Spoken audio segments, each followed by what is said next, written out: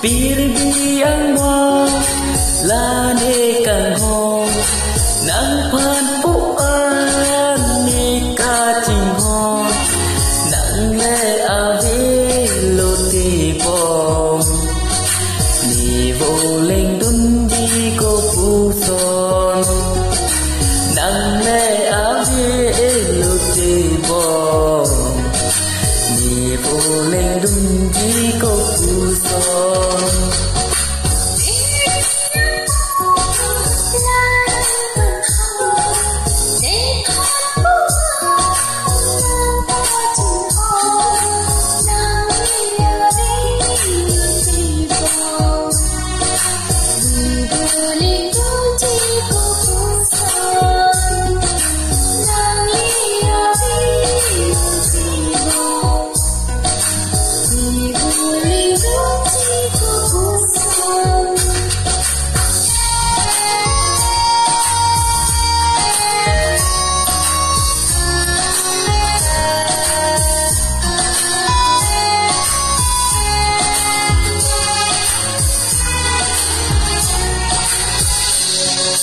Nang pampuan ni kacing hong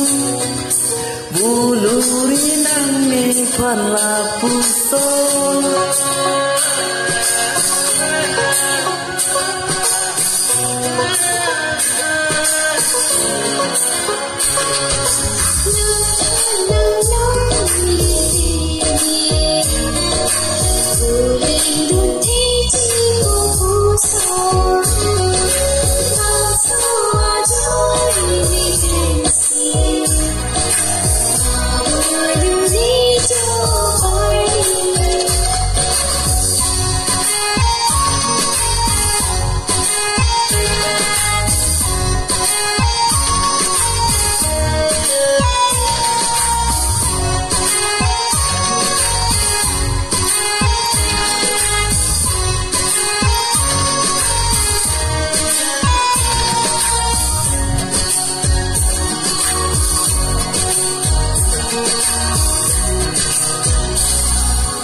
Tom dum tek lada ko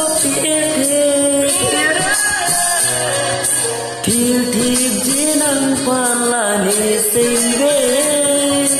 Tom dum tek lada ko Thil thip jinang palani singge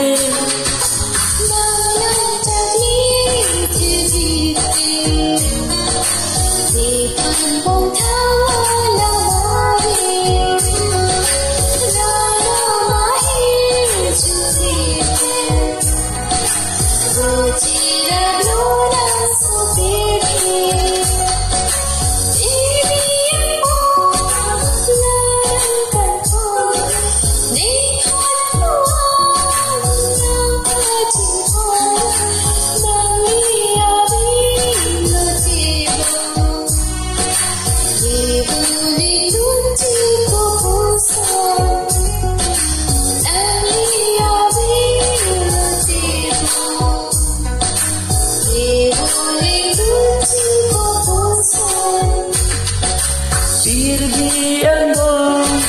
lani kang ho nang phan puan ni ka ching ho nang le ave lo ti po